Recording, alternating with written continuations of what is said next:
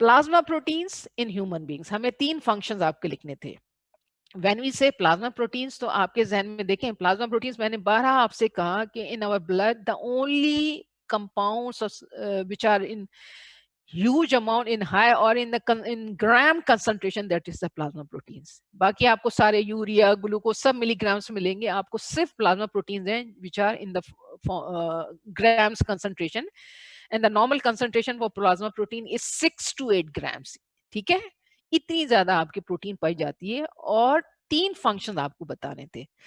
Plasma proteins can act as buffer, बहुत आसान सी चीज है। सबसे अहम चीज जो बारहा आपको बताएगी कि they maintain colloidal osmotic pressure. फिर albumin is one of the plasma proteins, it major function इसका ट्रांसपोर्टेशन है।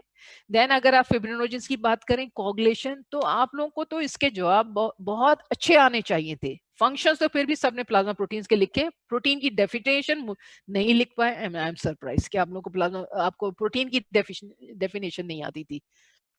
इसका बी पार्ट कहता है list and discuss any 3 non covalent bond which are important in protein structure. ठीक है बेटा, सवाल है नॉन कोवेलेंट बॉन्ड, बच्चा सबसे पहले लिख रहा है peptide bond. Peptide bond is not a covalent bond, ठीक है, peptide bond is a it is a covalent bond. हम पूछ रहे हैं नॉन कोवेलेंट बॉन्ड के बारे में, तो सबसे पहली जो मेजॉरिटी ने आंसर लिखा है peptide bond, that is wrong. Among non covalent bond आपके हाइड्रोजन बॉन्ड आ गए, आपके जो है डाइसल्फाइड लिंकेजेस आ गए, आपके हाइड्रोफोबिक इंटरेक्शंस आ गए, देन आयनिक इंटरेक्शन। हर एक के बारे में आपको थोड़ा सा बताना था कि जी हाइड्रोजन बॉन्ड जो है एक अमाइनो एसिड का जो है अमाइनो ग्रुप, और दूसरे के जो है वो oxygen of the carbonyl group के बीच में बन रहा है, तो इसमें बताने की इतनी कोई मुश्किल चीज नहीं थी। But none of them, majority ने इवन थोड़ा सा देखिए लिखा है लिस्ट एंड डिस्कस। जब आपसे डिस्कस करने को कहा है तो सिर्फ नाम देना इज नॉट इनफ, आपको बताना था कि अगर हाइड्रोजन बॉन्ड बन रहा है 2 अमाइनो एसिड के बीच में, तो कौन सा जो है कार्बोनाइल ऑक्सीजन और amino hydrogen of the amino group. आपको 2 लाइनें लिखने में कोई हर्ष तो नहीं था। And you could have been written कि जी ये hydrogen bond stabilise the second structure of protein, the major आपका जो है, then in even in tertiary structure and quaternary structure hydrogen bonds are form. Hydrophobic interactions की आप बात कर सकते हैं, जैसे हमने उसमें वेलिन की बात की कि non polar amino acid they can interact with each other by means of the hydrophobic interactions.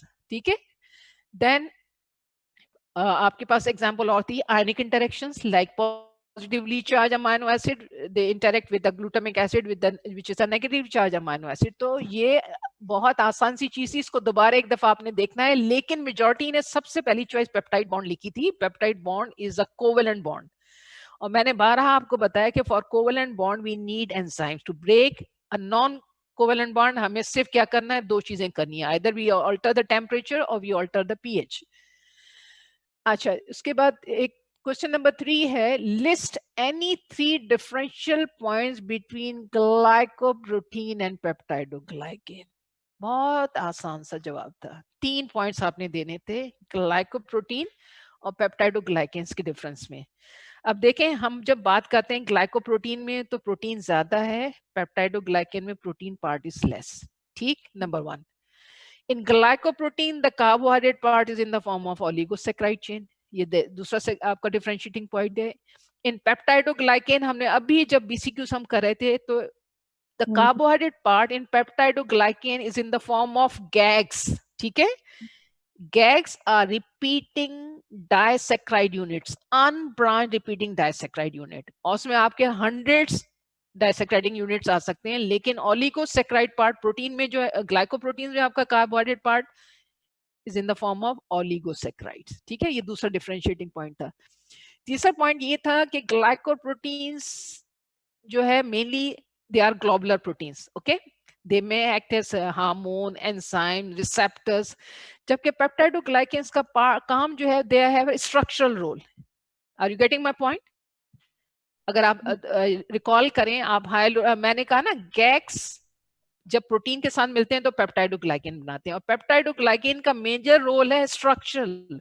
लेकिन आपके ग्लाइकोप्रोटीन्स जो हैं उनके बहुत सारे काम हैं, many of the enzymes they are glycoprotein nature, hormones हैं, आपका एलएच है, एफएसएच है, इंट्रिंसिक फैक्टर है, रिसेप्टर्स हैं, they are glycoprotein, so their functions are different because their structures are different. तो आपको 3 पॉइंट्स देने थे जो मैंने आपको बता दिए, ठीक है।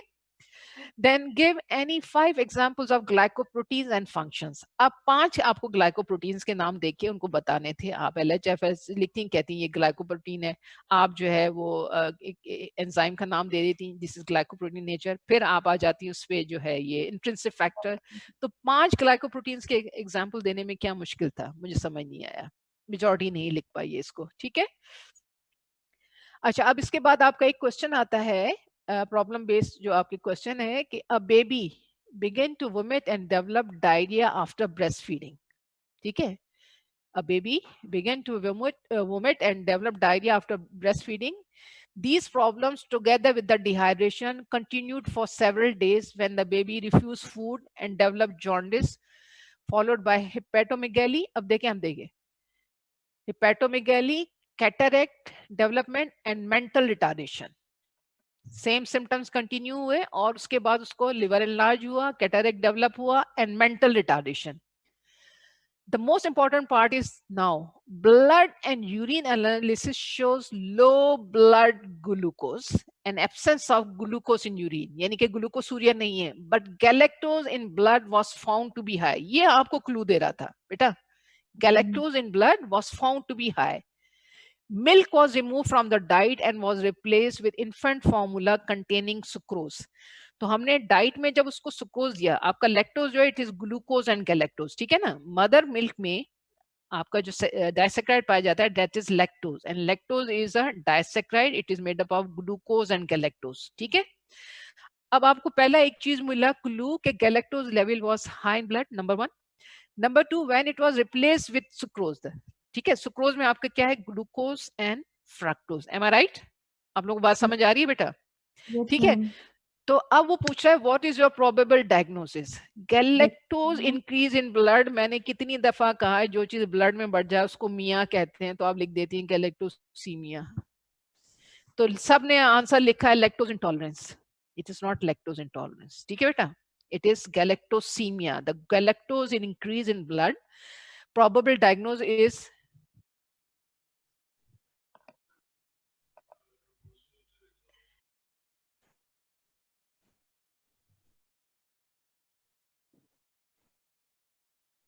पढ़ लिया डॉक्टर मसूद का?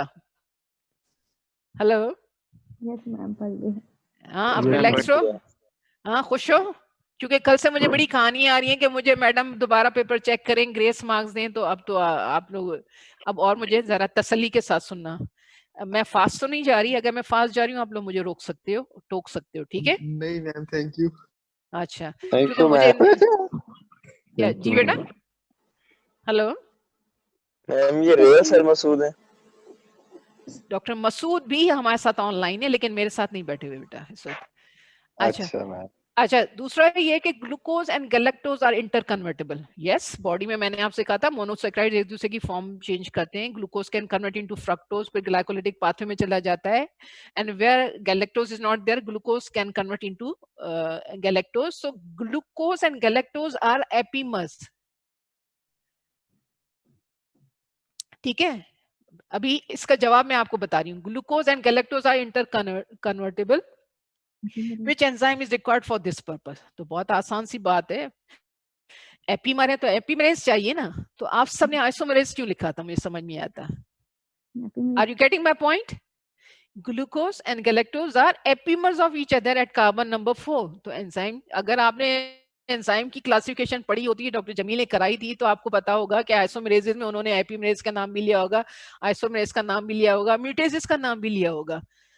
तो ये जवाब किसी का भी सही नहीं था, सिर्फ 2 या 3 बच्चों ने एपीमरेज लिखा है, बाकी सब ने आइसोमरेज लिखा है, ठीक है।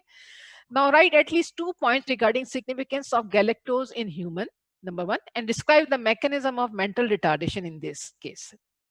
बेटा 2 आपसे उसकी बायोमेडिकल सिग्निफिकेंस पूछी गई है गैलेक्टोज की।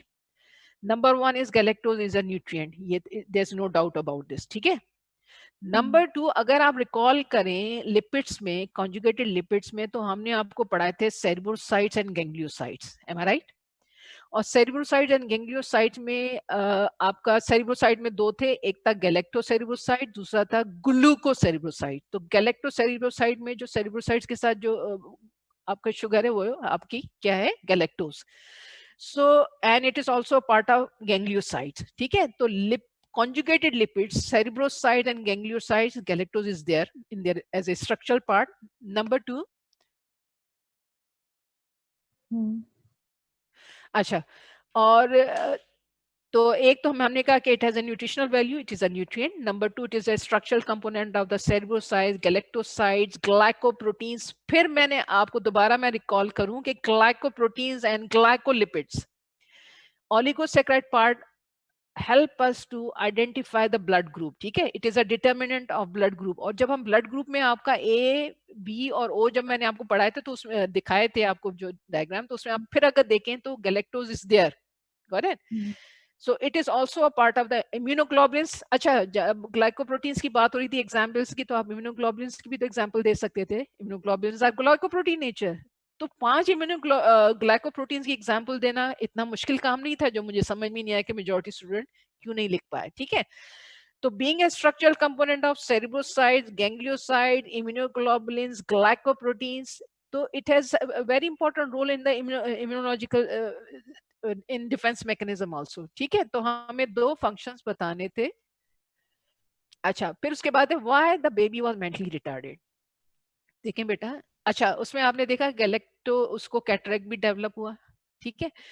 Glucose and galactose are interconvertible, और ये गैलेक्टोज जो है for lens that doesn't require entry of insulin, that doesn't require insulin, ठीक है। तो लेंस में गया एंड गैलेक्टिटॉल या ग्लूको उसके सॉर्बिटॉल की फॉर्म में it leads to cataract formation. Mental retardation ये हो रही है कि गैंग्लियोसाइट्स और cerebrosides they are the part of the, ये आपके मेनली आपके न्यूरोनल टिश्यूज में पाए जाते हैं, ठीक है। And number 2, there's accumulation of this galactose that is leading to the mental retardation, ठीक। अच्छा, उसके बाद क्वेश्चन आपका दूसरा क्वेश्चन था, a 45-year-old lady was brought to the emergency with history of loss of sensation in extremities, weakness, confusion and disorientation, ठीक है। अब देखो यहाँ सारी peripheral neuropathy, loss of sensation in extremities, weakness, she was confused and disoriented. She had a past history of peptic ulcer and partial gastrectomy। अब ठीक है, peptic ulcer की हिस्ट्री है और she had been through surgery, उसका जो है half stomach जो है that is removed। Her blood count reveals leukopenia, macrocytosis। अब यहाँ आपको क्लू मिल रहा है, cell size, RBC size large, anemia and megaloblastic changes in the peripheral blood film, ठीक है बेटा। What is the most likely cause of her anemia? दो चीजें आपको क्लू दे रही हैं, मैक्रोसाइटोसिस एंड मेगालोब्लास्टिक चेंजेस। दो आपके विटामिन डेफिशिएंसीज हैं जिसमें आपको मेगालोब्लास्टिक एनीमिया मिलता है, एक फॉलिक एसिड डेफिशिएंसी है और दूसरी विटामिन B12 डेफिशिएंसी है। इस चीज को ज़हन में रख लो। The two vitamin deficiencies which can lead to megaloblastic anemia, one is folic acid deficiency, another is vitamin B12 deficiency। अब यहाँ वो बात कर रहा है पार्शियल गैस्ट्रेक्टमी। इंट्रिंसिक फैक्टर आपका जो है स्टमक में पाया जाता है, एंड दिस इंट्रिंसिक फैक्टर मैं फिर रिपीट कर रही हूँ, it is a glycoprotein and it is required for absorption of vitamin B12। तो यहाँ पे जो कॉज ऑफ एनीमिया है that is vitamin B12 deficiency, ठीक है। This is the answer of the part A. Mention the reaction by which folic acid and vitamin B12 are metabolically linked। बहुत सारे बच्चों ने इस सवाल को बहुत अच्छा भी लिखा है। देखें, folic acid and B12 they have a role in the conversion of homocysteine to methionine, ठीक है। अभी हमने एक सवाल में बताया था, एक क्वेश्चन हमसे पूछा था कि what is the most reduce form of tetrahydrofolate, और जवाब था N5 मिथाइल टेट्राहाइड्रोफोलेट, ठीक है। In the form of methyl tetrahydrofolate, folic acid अपना जो मिथाइल ग्रुप है वो विटामिन B12 को देगा। देखें, एक रिएक्शन है conversion of homocysteine to methionine, ठीक है। और विटामिन आपको दो चाहिए, एक चाहिए folic acid in the form of methyl tetrahydrofolate, और दूसरा आपको चाहिए जो है B12 in the form of cyanocobalamin. Okay, folic acid जो है सबस्ट्रेट को नहीं दे रहा है अपना मिथाइल ग्रुप, वो अपना मिथाइल ग्रुप दे रहा है विटामिन B12 को, and B12 is now converted into methyl cobalamin. अब फॉलिक एसिड फारिग है एज टेट्राहाइड्रोफोलेट। अब इसके साथ कोई भी 1 कार्बन यूनिट आके अटैच हो सकता है, ठीक है। टेट्राहाइड्रोफोलेट फ्री हो गया, उसने अपना मिथाइल ग्रुप B12 को दिया, B12 is now in the form of methyl cobalamin, and that methyl group is now transferred to homocysteine. जब होमोसिस्टीन को मिथाइल ग्रुप मिलेगा तो वो मिथियोनिन में कन्वर्ट हो जाएगा, ठीक है। दिस इज द रिएक्शन, ये आपको बताना था, conversion of homocysteine to methionine, folic acid as well as B12 are required for this reaction. अच्छा, अब यहाँ पे the C choice asks justify the statement that folic acid is metabolically dead in the absence of B12. तो जवाब मैंने आपको अभी बता दिया कि अगर मिथाइल ग्रुप B12 को नहीं दिया जाएगा तो फॉलिक एसिड जो है it will remain in the form of methyl tetrahydrofolate. ये किसी और 1 कार्बन यूनिट को बाउंड नहीं कर सकता जब तक ये मिथाइल ग्रुप से जान नहीं छुड़ाएगा। B12 होगा तो ये अपना मिथाइल ग्रुप उसको देगा, and then it will be again available for other reactions. So this is the justification that in the absence of B12 the folic acid is metabolically inactive or dead. Got it? Okay.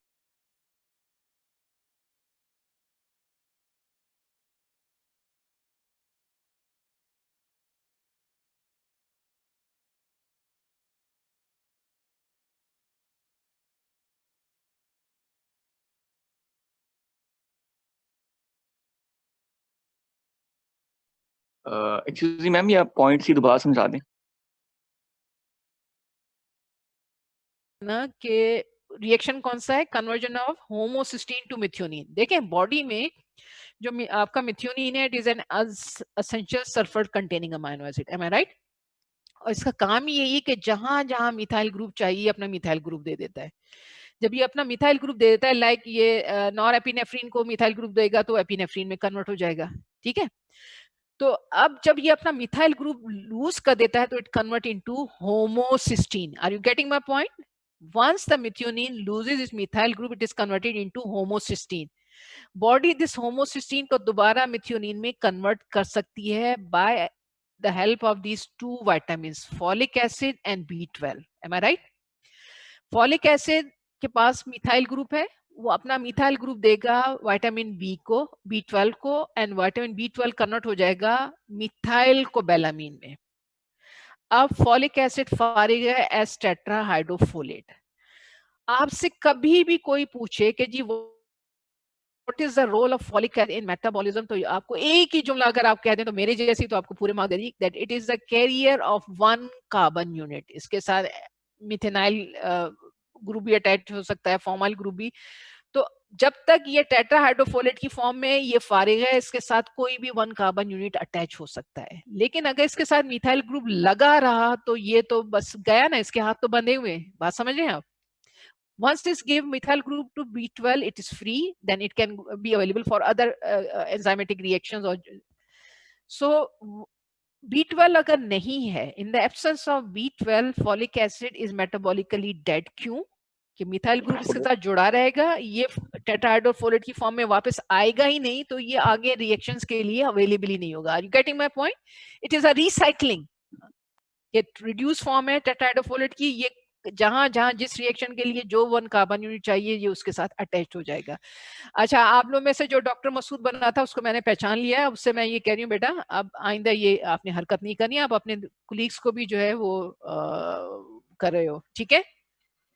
We can identify, we have already identified कि जिसने ये message जो है upload किया है कि जी doctor Masood ने कहा कि आप लोग पास हो जाएंगे। वैसे हमारी भी दुआ है कि आप लोग पास ही होंगे इंशाल्लाह, लेकिन तब जब पढ़ना शुरू करोगे, ठीक है।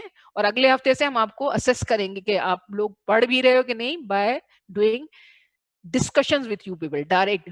अब हम लेक्चर अपलोड नहीं करेंगे, लेक्चर्स आर ऑलरेडी अपलोडेड। अब आपका काम है उनको सुने समझें, जहां आपको डिफिकल्टी फील होती है वो क्वेरीज आप नोट कर लें, एंड व्हेन नेक्स्ट वीक जब हम फ्राइडे को अवेलेबल होंगे, you will ask those queries and we will give the justification explanation for those queries. We are not going to upload any lecture.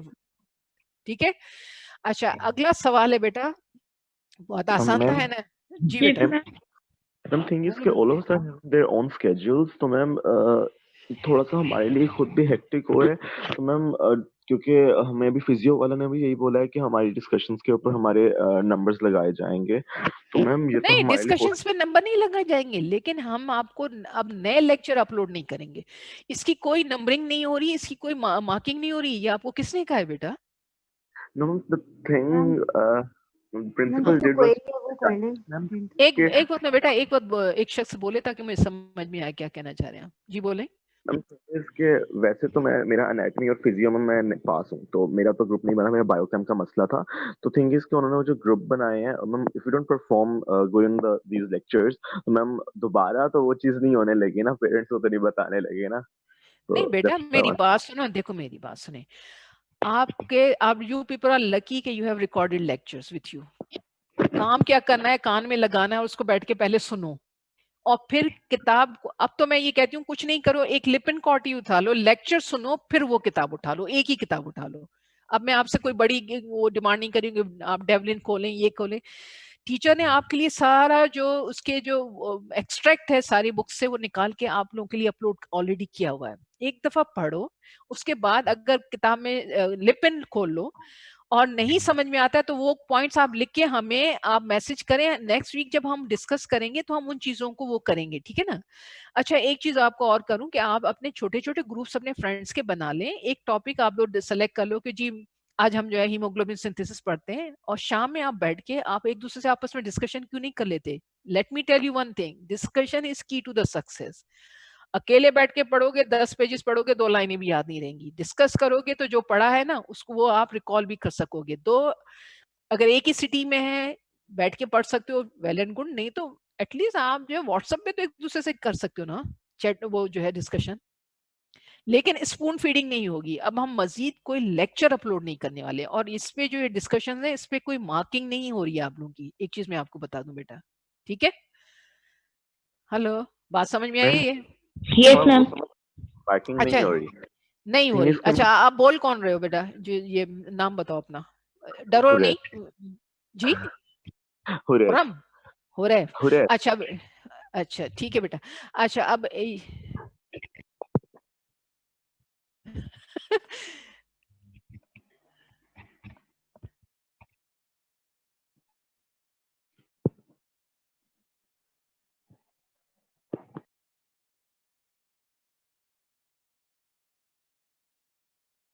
ठीक. अच्छा बेटा, अब अगला सवाल था, the lysosomes are the intracellular organelles of digestion which are enclosed by a single membrane. ठीक है ना? जितने भी आपके ऑर्गेनेल्स हैं, they are membrane bound and most of them have that double layer. ठीक है? लेकिन सिर्फ आपका लाइसोसोम है जो सिंगल लेयर मेम्ब्रेन से बाउंड होता है. Now enzyme contained in lysosomes are acid hydrolases. हमने आपको पहले ही बता दिया. ठीक है? Which require acidic medium for enzymatic reaction. आपके जो सवाल हैं उनके जवाब आपके इस स्टेटमेंट में ही मौजूद है. लाइसोसोम्स का काम क्या है? Intracellular digestion. ये सब ने मुझे जो है लाइसोसोम्स के फंक्शन लिख दिए विच वर नॉट रिक्वायर्ड. सवाल ये पूछा गया है, name at least 3 acid hydrolases found in the lysosomes. अब आप अगर 3 तरह के न्यूट्रिएंट्स भी अगर याद कर लें, लिपिड्स, फैट्स और ये जो लिपिड्स, कार्बोहाइड्रेट, प्रोटीन, तो आप प्रोटीजेस लिख सकते थे, ग्लाइकोसाइडेजेस लिख सकते थे, इस्ट्रेजेस लिख सकते थे, लाइपेजेस लिख सकते थे. तो एग्जाम्पल देना कोई मुश्किल नहीं था. Hydrolases are the class of enzyme which add water into the substrate and break the covalent bond. बहुत आसान सी डेफिनेशन है. ठीक है? तो आपके पास जो कोवेलेंट बॉन्ड है उसमें आपके ग्लाइकोसिडिक बॉन्ड है, पेप्टाइड बॉन्ड है, ईस्टर बॉन्ड है. आप ईस्ट्रेजेस, लाइपेजेस और ग्लाइकोसाइडेजेस भी लिख दे तो भी आसान सी चीज थी. ठीक है? How this single membrane surrounding lysosome is different from membrane surrounding other organelles. ठीक है? देखें, बाकी मेम्ब्रेन्स का काम क्या है? दे आर प्लाज्मा मेम्ब्रेन्स का रोल क्या है? एक तो ये कि organelles are separated from each other by this membranes. ठीक है ना? Separation and from the cytosol. ठीक.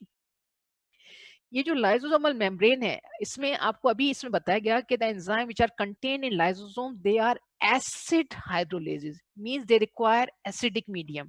ठीक है, तो ये जो लाइसोसोमल मेम्ब्रेन है, it acts as a proton pump. आपका जवाब ही होना था। ये क्या करती है? It promotes the entry of protons into the organelle. Acidic, जितना एचाइन कंसंट्रेशन बढ़ेगी, पीएच एसिडिक होगा, पीएच एसिडिक होगा तो एसिड हाइड्रोलेजेस अपना काम करेंगे। तो the only point which differentiate this lysosomal membrane from other membrane that it acts as a proton pump. It promote entry of protons into the lysosome so that the medium should be converted into acidic medium. And ठीक है, अच्छा फिर था give one example of the lysosomal storage disease. बहुत ma'am आसान से जी बेटा। Ma'am B repeat कर दें क्योंकि मुझे आवाज नहीं आ रही थी। बेटा ऐसा है, देखें लाइसोसोम्स का काम क्या है? Intracellular digestion, am I right? ऊपर हम आपको स्टेटमेंट में बता रहे हैं कि it contains acidic hydrolases. Acidic hydrolases means के hydrolases which require acidic medium, am I right? तो this lysosomal membrane it acts as a proton pump. Proton क्या करते हैं? It promotes the entry of H ions into the lysosome. H ion concentration जहां बढ़ेगी क्या होगा? PH क्या होगा? एसिडिक होगा, एम आई राइट? अगर आप रिकॉल करें, यस एसिडिक पीएच मींस के H ion concentration is more. तो इसका जवाब सिर्फ इतना था कि lysosomal membrane acts as a proton pump. ठीक, अच्छा उसके बाद choice C ask give one example of lysosomal storage disease. इसमें जो है बेटा बाद में इसको हमने 2 एग्जांपल्स कर दी थी, सॉरी ये मेरे पास अपना है। तो 2 एग्जांपल्स में आपकी जितनी भी जो कुछ बच्चों ने दिए हैं, मुझे टे सेक्स डिजीज का नाम दिया, किसी ने नीमन पिक्स डिजीज का नाम दिया, right? Lipidosis, glycogen storage disease, they all are lysosomal disorders. ठीक है, तो आप गाउचर्स डिजीज, टे सेक्स डिजीज जो मेजॉरिटी ने टे सेक्स लिखा, and then Niemann Pick's disease, glycogen storage disease या जिसको हम वॉन गियक्स डिजीज कहते हैं, वो भी इसकी एग्जांपल है। ठीक है, तीसरा आपका जो है शॉर्ट ऐसे क्वेश्चन है, 17 years old Ahmed, student of A levels, has weight gain of 10 kg in last 6 months. ठीक है, there's no history of familial obesity. His body mass index is correlated with the obesity for men. Write down the formula used to calculate body mass index. Formula बहुत आसान है बेटा body mass index का। It is the weight in kg divided by height in square meters. Okay, अब बच्चों ने किसी ने मास लिखा है या वेट लिखा है, तो उसके साथ उन्होंने उसका यूनिट नहीं लिखा है। तो weight in kg divided by height in square metres, this is the simple formula to calculate body mass index. Ideal body mass index जो है दैट इज 18 to 25। ठीक है, 18 to 25 is the ideal body mass index. जो इस category में आ रहा है वो उसका बॉडी मास इंडेक्स नॉर्मल है। Above 25 to 30 comes into the overweight, और 30 से अबव जो जाएगा वो ओबीस की उसमें आ जाएगा कैटेगरी में। आई विल अगेन रिपीट, 3 आपको वैल्यूज याद रखनी है। 18 to 25 is the normal range for body mass index. Those who have body mass index between 25 to 30, they are overweight. Above 30, they are obese individuals. ठीक है, तो ये आपने इसका जवाब लिखना था। Now, question C asks, obese individuals usually develop non-insulin dependent diabetes mellitus. What is the probable mechanism of diabetes in obese individuals? तो बेटा इसका जवाब बहुत आसान था, और न्यूट्रिशन में आपको बताया भी गया था कि विथ ओबेसिटी जो है the number adipose tissue, the number and जो है size of the adipocytes is increased, and the number of insulin receptors are decreased. जवाब इसका सिर्फ ये था, the number and size of the adipocyte is increased and the number of insulin receptors is decreased. तो जब insulin receptors decrease होंगे तो आपके क्या होगा, उसको they become diabetic, और जैसे ही they lose their weight lean muscle mass increase, adipocytes are decreased, they become normoglycemic individuals. So the answer to this was increase in the number and size of adipocytes and decrease in the number of insulin receptors. Then one question was 4-year-old Talha was brought to pediatric OPD with the history of lethargy, frequent abdominal pain, headache, and irritability. The parents of the child also narrates the child was in habit of eating lead painted items at home. उसको हमने bracket में पिका भी दिया हुआ है. अब आपको clue मिल रहा है, ठीक है? lead painted items at home, उसको खाने की आदत थी. On physical examination, he was found to be anemic. ठीक, एनीमिया है, बाकी साइन सिम्टम्स बता दिए, लेथार्जी है, हेडेक है, एब्डोमिनल पेन है, और लेड पेंटेड आइटम खाने की उसको आदत है. तो name the condition described in the above scenario, that is the lead poisoning. आपको जवाब उसके सवाल के अंदर ही था, ठीक है? What is the cause of anaemia in this patient? Haemoglobin synthesis के बेटा 8 स्टेप्स हैं, ठीक है? द लास्ट स्टेप है where the protoporphyrin 9 is converted into heme. Enzyme है ferrochelatase. Am I right? The last step of the heme synthesis pathway, conversion of protoporphyrin 9 to heme. Enzyme is ferrochelatase. और इसमें क्या होता है कि यहाँ पे जो आपका protoporphyrin 9 combines with the iron and form heme. What is heme? Heme is a combination of protoporphyrin 9 with iron. Lead के ऊपर जो है 2 पॉजिटिव चार्ज है, ठीक है? आपके जो फेरस आयरन है उस पे भी 2 पॉजिटिव चार्ज है, कैटायनिक है बोथ, ठीक है? सो हेयर लेड बाइंड्स, यहाँ पे जो है ये सबस्ट्रेट की जगह जाके बाइंड कर गया lead. Lead competes with the iron for binding to the protoporphyrin 9. जब प्रोटोपोरफायरिन के साथ लेड बाइंड करेगा तो हीम तो नहीं बनेगा ना. समझ में आ रही है बात? So heme is not synthesized. This is a case of lead poisoning, and lead inhibit the enzyme ferrochelatase. Protoporphyrin 9 will not convert into heme because instead of iron, it is a lead which goes and bind to the protoporphyrin 9. Now, the third question asks, name the enzyme which catalyzes the rate limiting step of heme synthesis. तो आपका जो पहला step है ALA synthase, ठीक है? It is the rate limiting step of the this heme synthesis pathway. आपको सिर्फ नाम देना था, ठीक है? 1 नंबर था इसका. Now discuss the regulation of heme synthesis pathway. Number 1. इसका दूसरा पार्ट था name the porphyria that can result from inhibition of ferrochelatase by lead. अब यहाँ जवाब वैसे ही मैंने दिया हुआ है आपको. देखें, हीम सिंथेसिस जो है 2 तरह से रेगुलेट होती है. अगर आपने एंजाइम्स का चैप्टर बहुत अच्छे तरीके से पढ़ा है, एक सवाल एंजाइम्स में आपको ये भी आ सकता है, name the processes by which the enzymatic activities are regulated in the body. ठीक है, मैं फैक्टर्स नहीं पूछ रही हूँ. Name the processes by which the enzyme activities are regulated in the body. ठीक है, उसमें अगर आप रिकॉल करो तो एक है प्रोडक्ट इनहिबिशन है, या जिसको हम फीडबैक इनहिबिशन भी कहते हैं. ठीक है, तो हीम अपनी सिंथेसिस को खुद रेगुलेट करता है. Heme as a product can inhibit the regulate the heme synthesis pathway. क्या करेगा, ये एएलए सिंथेस की जो सिंथेसिस है उसको सप्रेस कर देगा. By suppression, number 1, heme itself can regulate its own synthesis by inhibiting the activity of ALA synthase, जो कि rate limiting enzyme है. नंबर 1.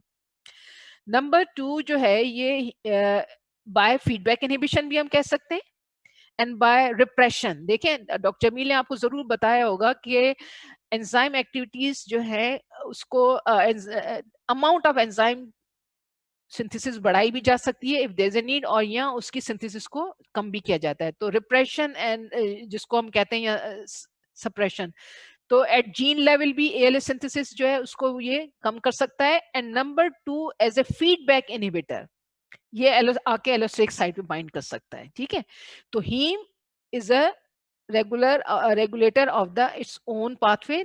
एंड हिमेटिन जो है ये जो है can regulate the heme synthesis pathway by allosteric mechanism.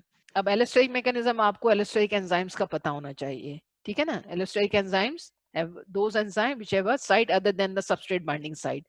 तो वहाँ सबस्ट्रेट बाइंडिंग साइट के अलावा जो दूसरी साइड है वहाँ पे इनहिबिटर भी बाइंड हो सकता है, वहाँ एक्टिवेटर भी बाइंड हो सकता है. तो hematin can go and bind to the this allosteric site of this enzyme and can inhibit the synthesis of heme. अच्छा, पोरफायरिया जो होगा, अगर फिरोचिलेटिस की एक्टिविटी इनहिबिट हो रही है बाय लेड तो उसको हम प्रोटोपोरफायरिया कहेंगे, उसको कॉप्रोपोरफायरिया या यूरोपोरफायरिया नहीं कहेंगे. ठीक है, so the answer was very simple, it is a protoporphyria. ठीक. अब ये एक सवाल है जिसका जवाब जो अब अगला जो आ रहा है, list any 3 sources of hydrogen ions in blood and explain biomedical importance of pH. दो पार्ट हैं. First you have to mention the sources of H ion in the blood. और मुझे याद है कि मैंने इसको आपकी ट्यूटोरियल क्लासेस में डिस्कस किया था. H ions ब्लड में आए कहाँ से?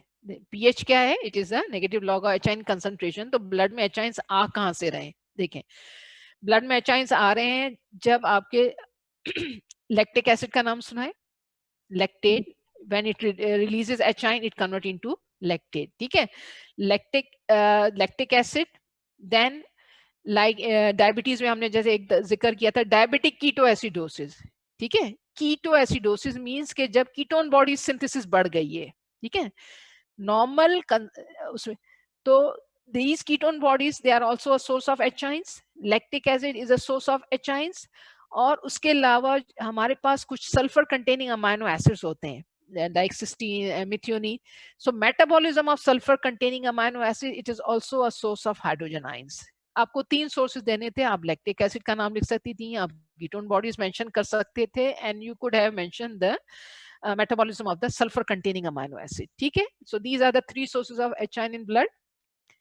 Now explain biomedical importance of pH. pH क्यों मेंटेन करना जरूरी है? देखें, pH is very important in regards to the energy release from the nutrients. देखें, we consume food as a source of energy. ठीक है, स्टमक में आपका pH एसिडिक है, वहां पे आपकी प्रोटीन डाइजेशन शुरू हो जाती है. So for nutrient utilization you can say, या फिर आप ड्यूडेनम में आते हैं, then there you need an alkaline pH. So the first answer could be that pH is required for a proper utilization of nutrients. अब आप जहन में एसिडिक pH रखें स्टमक का, या अल्कलाइन pH रखें स्टमक का या उसका ड्यूडेनम का. Then pH is very important. All enzymes they work at optimum pH. All major metabolic pathways they are catalyzed by enzymes. So enzyme activities के लिए you need this pH. So enzyme activity required. Then blood pH 7.35 से लेकर 7.45 तक है. Any variation in the pH can lead to acidosis and alkalosis. और जहाँ acidosis और alkalosis होगा वहाँ आपका homeostasis जो है वो disturb हो जाएगा. To maintain homeostasis you need a proper pH. For enzymatic activity you need pH. For proper utilization of nutrient you need this pH. Okay, so the second part of this question is mention 5 functions of nucleotides. और मुझे हैरानी है कि बच्चे इसका जवाब क्यों नहीं लिख सके. न्यूक्लियोटाइड्स 5 functions आपने बताने थे in living being, and the second part is what is Chargaff's rule. Okay, nucleotides structural component of DNA and RNA, monomeric units of DNA and RNA. Everybody knows this. बच्चों ने सिर्फ DNA लिखा है, RNA की कहानी नहीं लिखी. क्यों? RNA में न्यूक्लियोटाइड्स नहीं पाए जाते. Number 1. Number 2, cyclic AMP. क्या है? It acts as a second messenger. It is a nucleotide. Then we have ATP, energy currency of the body. It is the nucleotide. Then coenzymes like FAD, FMN, NAD, NADP, they all are nucleotide. Coenzyme A is a nucleotide. तो आपके पास तो हजारों examples थी which are nucleotide, second messengers, coenzyme forms, then monomeric unit of DNA, RNA. I'm really surprised कि आप लोग function nucleotides. Then we have very other nucleotide form like UTP, CTP, which are the regulators of the metabolisms of carbohydrates and lipids. अच्छा, Chargaff rule जो है इसके 3 component हैं. It says that the amount of purine nitrogenous base is equal to the pyrimidine. ये कोई मुश्किल तो नहीं था. Then A always base pair with the T with the 2 hydrogen bonds, and G always base pair with the C with the 3 double bonds. तो ये 3 उसके rule से बेटा, ये तो इसमें से कोई मुश्किल ही नहीं थी कहानी, तो क्वेश्चन वाजंट डिफिकल्ट अगर आप इसको थोड़ा सा पढ़ें. Now paper is in front of you. आप सब मैंने इसको डिस्प्ले भी किया हुआ है. Now if any other query you can ask me. अच्छा, एक चीज मुझे आप लोगों से कहनी है बेटा कि next week on the same day Friday we are going to discuss foundation module. Okay, topics of foundation module के देखें. उसके बाद आप लोग इस टॉपिक्स लेक्चर ऑलरेडी अपलोडेड है, सुने. उसके बाद आपको जो लगता है, जो टॉपिक्स मुश्किल लगते हैं, आप हमें जो है एडमोडो पे अपने वो रिस्पॉन्सेस दें. एंड नेक्स्ट वीक हम चारों बायोकेमिस्ट्री के जो फैकल्टी है वो ऑनलाइन होंगे. जो आपकी क्वेरीज हैं वो हम उनको सॉल्व करेंगे. ठीक है, we are not going to upload any lecture. So now this is a request कि आप go through this lectures of the foundation module. जो टॉपिक उसमें आपको मुश्किल लगते हैं, जो क्वेरीज हैं, आप लिख के जाएं, हमें आप जो है सेंड करें. एंड देन नेक्स्ट वीक इंशाल्लाह on the same day at 10 AM हम आपके साथ फिर होंगे टू डिस्कस दोस क्वेरीज. ठीक है बेटा? जी यस मैम. अच्छा, और किसी ने और बेटा कुछ पूछना है तो मुझे मैम आपने बताया कि डायबिटीज में सॉरी ओबेसिटी में इंसुलिन रेजिस्टेंस बढ़ जाती है, तो इसकी क्या रीजन होगी? इंसुलिन रिसेप्टर्स की क्वांटिटी कम हो जाएगी या नहीं, फिर नंबर ऑफ रिसेप्टर्स कम हो जाएगी? नंबर ऑफ रिसेप्टर्स कम हो जाते हैं क्योंकि एडिपोसाइड देखे ना, ओबीस पर्सन क्या होता है, उसके पास किस चीज की होता है, एडिपोस टिश्यू. ठीक है ना? ठीक है, तो जब एडिपोसाइट्स का नंबर और साइज बड़ा हो जाता है तो नंबर ऑफ इंसुलिन रिसेप्टर्स कम हो जाते हैं. तो हम जब कहते हैं ना कि जी ओबेसिटी का इलाज सिर्फ ये नहीं है खाना पीना कम किया जाए, फिजिकल एक्टिविटी बढ़ाई जाए. Okay, what is the use of exercise? Exercise आपका जो है एडिपोसाइट्स को कम कर रहा है एंड लीन मसल मास बढ़ा रहा है. जब आपका लीन मसल मास बढ़ेगा, आपके number of insulin receptors normal हो जाएंगे and obese person can become normal normoglycemic. जो ओबेसिटी डिपेंडेंट डायबिटीज है या रिलेटेड डायबिटीज है, आप अपना डाइट कंट्रोल करें, फिजिकल एक्टिविटी बढ़ाएं, स्लिम स्मार्ट हो जाएं, आपको किसी दवा की जरूरत नहीं है क्योंकि नंबर ऑफ रिसेप्टर्स नॉर्मल हो जाएंगे आपके. ठीक है, so reason is decrease insulin receptors because of the increase in the adipocytes. ठीक, अब बात समझ में आ रही है? Yes ma'am. ओके बेटा, तो अब आप लोगों को मेरा मैसेज मिल गया है. हम आपके रिस्पांस का वेट करेंगे and then we will find out कि कौन कौन से टॉपिक्स हैं फाउंडेशन मॉड्यूल्स को लेके बेटा, वो आप हमें जी किताब बेटा. अब मैं इस वक्त किताब को अब मैं सिर्फ एक ही बात कहूंगी कि जो आपके अपलोडेड लेक्चर हैं उनको सुने और अपनी सहूलियत के लिए कुछ ना करो, एक किताब उठा लो, लिपिन. ठीक है ना? इससे ज्यादा मैं आपसे कुछ डिमांड नहीं करती, लेकिन पहले लेक्चर सुनो. जी मैम, जो गैलेक्टोसीमिया के अंदर मेंटल रिटार्डेशन हो रही थी, देखो बेटा, उसकी मैंने आपको जस्टिफिकेशन दी थी कि सेरेब्रोसाइट्स, गैंग्लियोसाइट, इन सब के लिए हमें क्या चाहिए? गैलेक्टोज. जब आपके एंड ये कहाँ पाए जाते हैं? Mostly they are found in the neuronal tissues. ठीक है, प्लस वहां पे गैलेक्टोज यूटिलाइज न्यूराइज की एक्यूमुलेशन हो रही है, that is contributing to the mental retardation. जब सुक्रोज पे लाया गया, गैलेक्टोज नहीं मिला तो बेबी जो है उसकी जो है सिम्टम्स भी सबसाइड हो गए. Okay okay ma'am, okay, thank you so much. Okay बेटा, ठीक है, अल्लाह हाफिज. अल्लाह हाफिज मैम. अल्लाह हाफिज मैम. अल्लाह हाफिज मैम. अल्लाह हाफिज मैम. अल्लाह हाफिज मैम.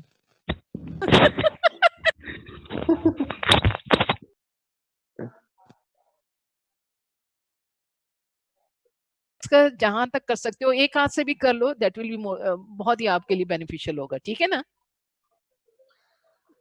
चलिए जी. अल्लाह हाफिज मैम.